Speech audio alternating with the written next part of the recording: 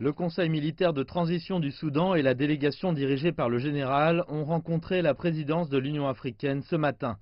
Ils ont discuté de ce qui se passait réellement au Soudan actuellement. La délégation a informé la présidence lors de la rencontre et ils ont discuté de ce qu'ils pensent faire à partir de cette situation importante et significative pour le Soudan et son peuple, et ils ont délivré le message selon lequel le Conseil va prendre sur lui d'exécuter le mandat qui lui a été donné pour remettre le pouvoir et organiser des élections qui vont arriver le plus tôt possible.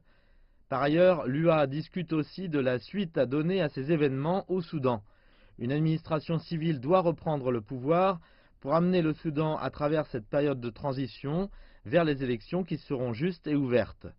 C'est aussi la demande des manifestants à Khartoum et dans tout le pays. Toutes les parties ont signé la charte de la démocratie. Tout changement de la constitution et intervention militaire sera considéré comme un coup d'État.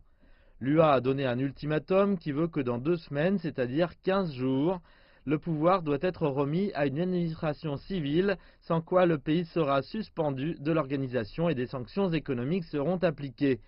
Et il faut noter que l'UA a déjà suspendu des pays de cette manière.